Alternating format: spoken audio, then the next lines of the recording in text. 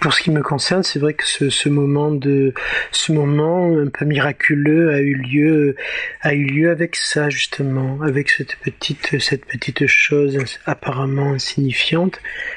C'est une des choses les plus archaïques de la photographie. Ça s'appelle un châssis presse. C'est ce petit appareil qui est très simple. Voilà. Dans lequel nous introduisions un négatif, en général des négatifs des archives familiales. Donc on installe le négatif, on mettait un morceau de papier photographique photosensible, ensuite on fermait ce petit appareil, on le pressait ainsi. Ensuite, on le retournait, on exposait avec une lampe de poche quelques secondes. Ensuite, on ouvrait de nouveau. On récupérait le petit morceau de papier photographique qui avait été exposé. On le trempait dans une assiette à soupe. Et là, une image apparaissait. Ça se passait à 14-15 ans et c'était un moment assez magique et c'est vrai que c'est un temps que l'on a envie de revivre pendant longtemps. Voilà, ce moment de la chambre noire avec l'image qui apparaît dans ce liquide amniotique. C'est un lieu un peu oppressant, un peu particulier, une chambre noire photographique. Il y a de la lumière rouge, il y a des liquides qui font un bruit incessant. Et donc oui, c'est un moment, c'est un ventre chaud dans lequel on peut s'enfermer et passer de longues nuits. Voilà ce qui a ouvert mes yeux à ce petit miracle de l'apparition d'une image. Elle se construit sur ces deux axes qui ont déjà été des axes éditoriaux et d'exposition d'ailleurs, mais dont je reprends les idées, les titres, parce que les titres me plaisent. Ce sont des prétextes aussi, les titres, pour construire un travail. Le grand séparateur, le festin de Balthazar, Mes yeux sont d'aveugle ciel, le chien noir. Donc, je suppose que l'exposition d'Arles se construira sur un axe central qui sera ce processium, ce prosénium, je ne sais pas comment appeler ça autrement, sur lequel seront disposées les sculptures, donc qui sera installé au milieu de ce grand espace sur lequel je disposerai les objets que j'ai construits et réalisés. Il y aura au milieu le grand séparateur qui servira la messe et qui entre guillemets et qui répartira les choses entre ce monde du chien noir qui est le monde peut-être de l'intériorité, des obscurités ou des lumières fragiles, et le monde du festin de Balthazar qui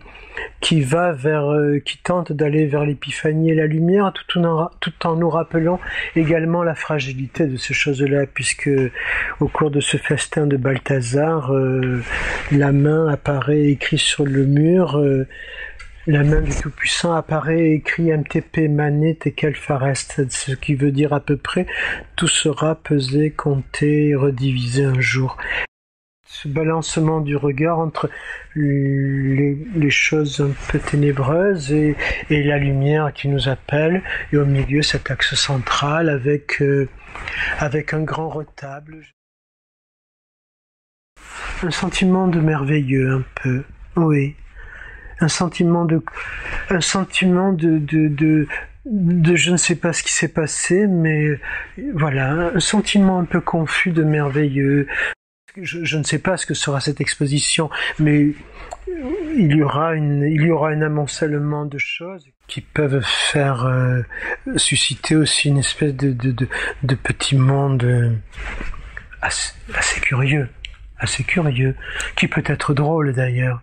Je pense qu'il peut être drôle, oui, dans son incongruité.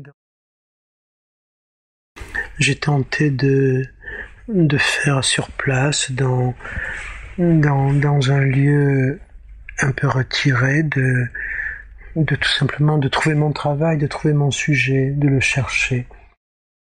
Cette vie parisienne contrainte dans ce centre de Paris, avec cette chance inespérée de vivre dans un endroit où des gens travaillent, où des gens travaillent clandestinement et rejettent des matériaux pauvres, de carton. J'ai récupéré tout ça, j'ai façonné, j'ai dessiné, j'ai façonné, j'ai reconstruit effectivement un monde. Je dirais que ce sont des choses qui servent à faire parler. C'est là pour faire parler les gens. Voilà. Ce sont des objets oratoires.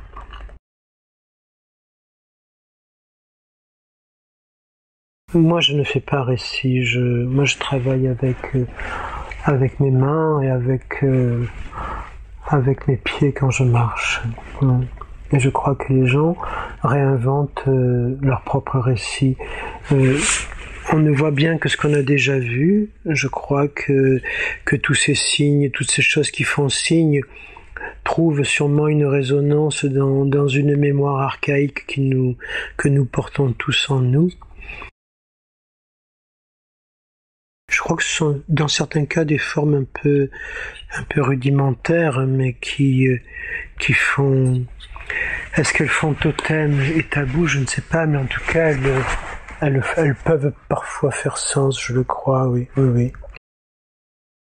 Ce sont des signes sûrement un peu mélancoliques, je le pense, mais mélancolique est un des ressorts du travail artistique également. Je crois que nous avançons avec la mort aux trousses et la mélancolie. Oui, elles sont en noir aussi, oui, elles sont en noir, oui, qui est la somme de toutes les couleurs, évidemment.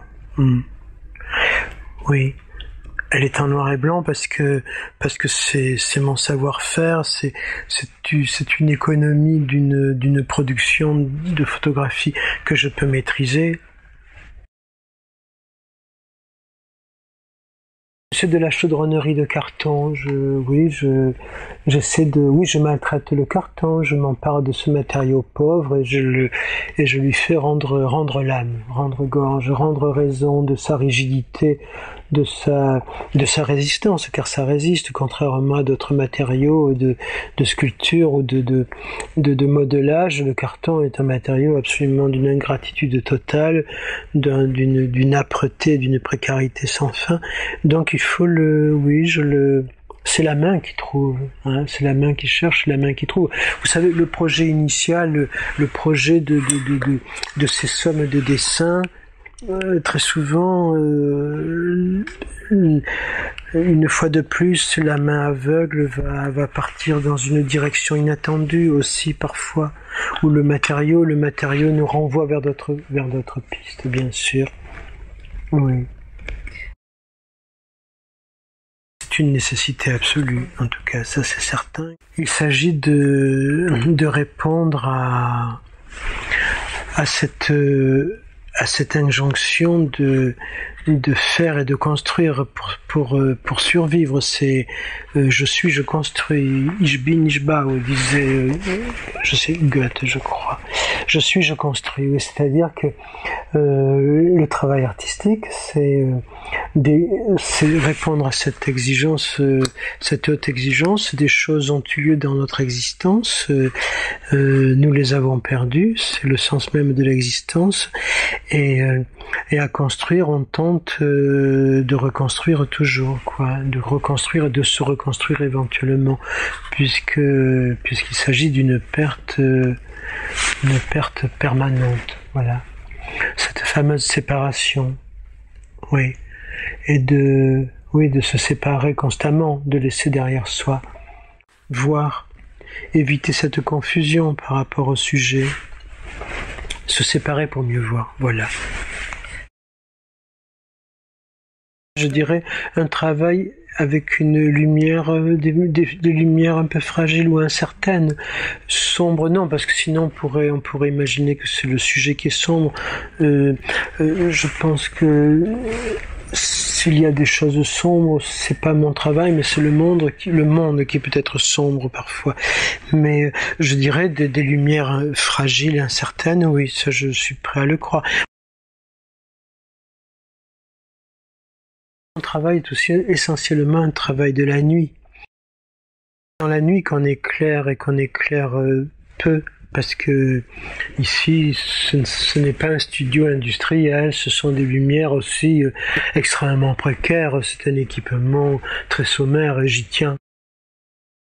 C'est le jour avant la nuit, c'est l'équilibre avant la chute, c'est toujours être au bord du déséquilibre. Je suis plus attiré par l'élan créateur physique du sculpteur et voire du peintre que du photographe.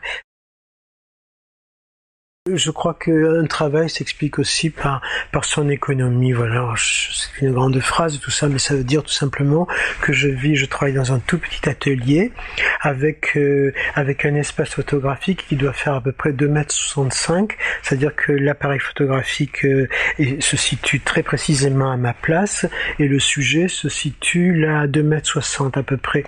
Donc, en plus, avec une lumière qui vient du nord, voilà, dont je me suffis amplement. Ce qui fait que le champ de l'aventure photographique, c'est ça, quoi. C'est à peu près comme ça, voilà. Donc c'est là-dedans que se joue cette photographie anthropométrique. Ce n'est pas une aventure du regard, quoi. Je dis d'ailleurs que mon travail, c'est un peu c'est faire échec à l'échec du regard, quoi. C'est-à-dire que je ne vois pas grand-chose. Mais par contre, comme disait notre ami Giacometti, c'est en travaillant que je vois ce que je fais, ou ce que je fais, ce que je vois.